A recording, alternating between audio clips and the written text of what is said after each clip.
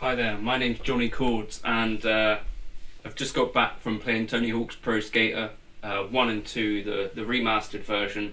Early in the week I played Jim and handed him a series of defeats. The day was really no different. He's had some time to practice it, but frankly I smoked him. And so we played Combo Mambo across all of the levels, and he was successful in his campaign to keep the bull ring. So he defeated me twice on the bull ring, but every other single map he tasted defeat, and generally it was pretty swift and decisive. Also played horse on most of the levels, and he was able to beat me on, I think, the streets, and that was it. So, you know, there's always next time, Jim. Right, today I wanted to make a video just looking at the Mesa Boogie Mark 525. It's an amp that I've had for about a year, and I saw a video on YouTube yesterday, I think, and someone had said it was the most disappointing amp they'd ever bought. And I thought that was a little bit strange. And if you looked at kind of the settings that they were using, I think they were into kind of the more metal side of playing, which, you know, the Mesa Boogie Mark series is sort of famous for that. In the Metallica kind of Dream Theater world, but for me it's kind of a lot more of a versatile amp than that. And so I just wanted to talk about some stuff. Personally, so I've got my pedal board plugged in here as well, but my go-to kind of sound on it is the fat channel with the clean.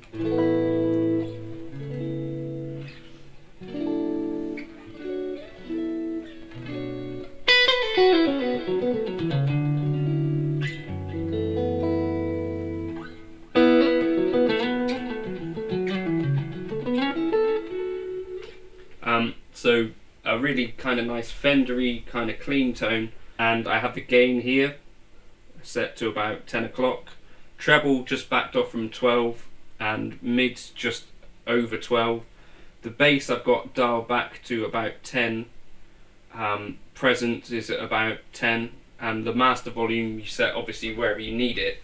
I'm going direct via the cab clone, which I have always set on the open back setting. I just prefer the way it sounds, so we just switch that. That might not have even been the right switch. Yeah, so this is the closed back. This is the open back.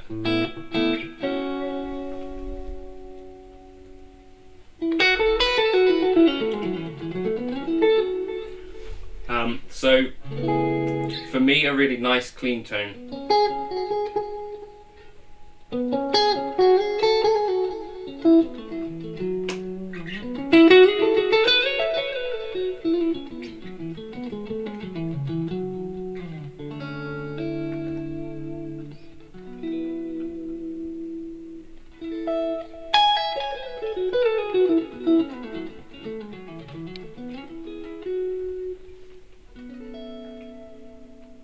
A really sweet clean tone, I think. And the way that I have the boost set up, I've talked about this before, but it's for basically like a jazz gig. Basically I roll off the highs a bit with this and boost the kind of bass and mid frequencies. The reason being that when I want to take a jazz solo, I kind of want to push that, and I've generally got the tone. I guess I can try and do it, it probably will just peak though.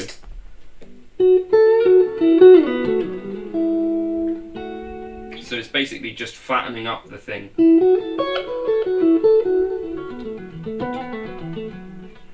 That's the way I have the EQ set.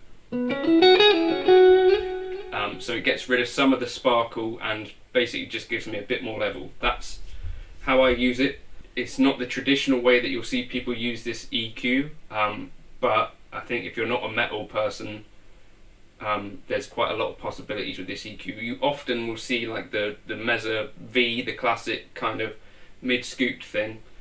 For me, I've never really got on with that sound. I thought it was a little bit strange, if I'm being honest. Doesn't work for me, but perhaps if you're using humbuckers and that sort of thing, it makes sense to do that. Now the second channel I use slightly less, but my favourite kind of feature on the second channel is the extreme setting. Now don't be put off by the name, that's what you heard me playing in the video.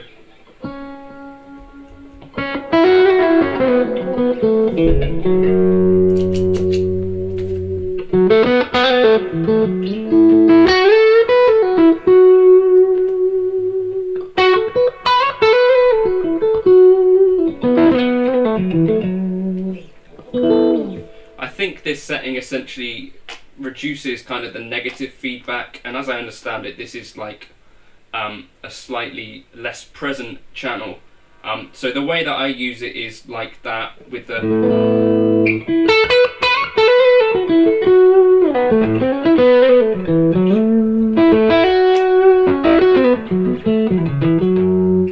so I've got the gain here at about 10 o'clock, the treble at about 12, mids at about 11, the bass at about 1, and the presence at about 12, and the master, obviously again you set where you want it. Now one of the things you might read about this amp online is that it's quite mid-heavy. Well, that's one of the things that I've read. Another thing that people say is not to run the bass very high on a Mesa, but I think generally those rules are kind of shared by people that are used to using humbuckers. So when you hit a Mesa Boogie Mark series amp and you've got single coils, I think don't be afraid of that bass control, don't be afraid of that mid control. Now as I turn the gain up,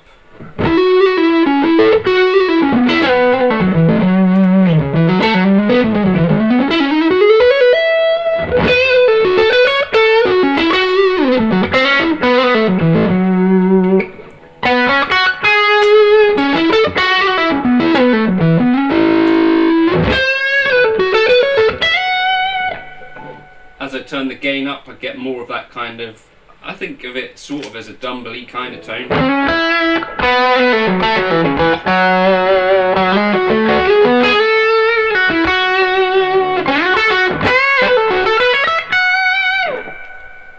And you could obviously use the EQ to sculpt that a little bit more. If we turn the gain even more.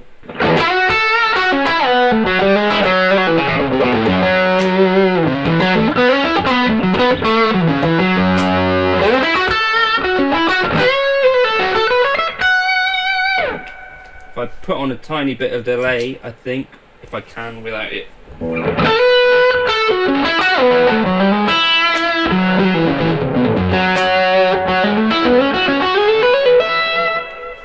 So one piece of advice for this would be to use, if you're going to use delay with the overdrive channel and you're looking for that kind of sustaining delay thing, I would stick your delay in the loop. Just when you have it in front, it tends to make things sort of sound a bit choked and doesn't quite do the same sustaining thing. And now obviously you've got the Mark IV settings as well, slightly different.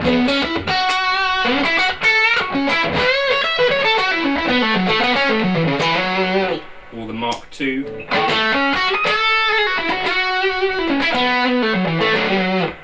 So just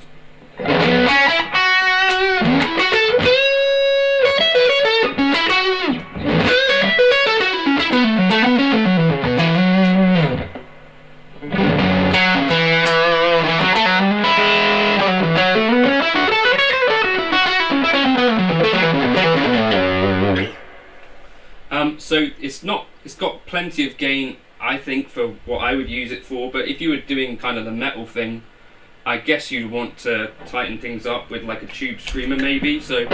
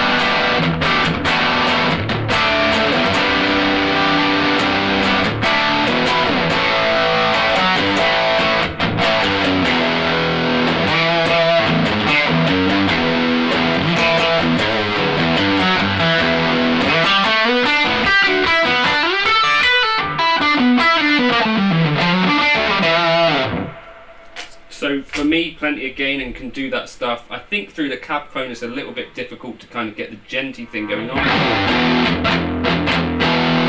Maybe if you're going for those kind of djent tones and things, without the use of some other pedals you might struggle. Honestly, I think if you set things at around about 12, you can't go too far wrong with it. So I think a really decent little amp. And the cab clone doesn't sound as bad as you read online, or as bad as the Anderton's demo would have you believe. For me, I would use the open back sound. This amp really likes single coils, and once you plug into a real cab, for instance I got some Mesa Boogie kind of 1995-ish era with EVM 12L speakers, I think it sounds really decent. So hopefully that's useful if you were wondering kind of my settings or how I use this amp. That's it. The fat channel also takes pedals pretty nicely. Here we've got it taking an Ethos overdrive.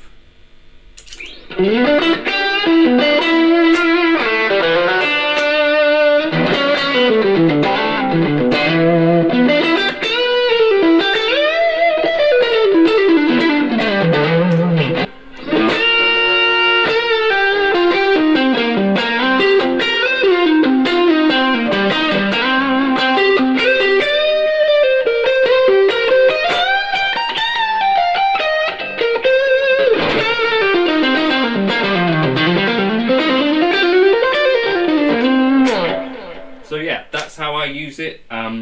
Just the sound you're hearing right now are direct. I think it's a really decent sounding amp, and weird for me to read people saying that they're super disappointed with it, because for me it does kind of more than I expected it to, and I think the lower gain sounds particularly are really nice.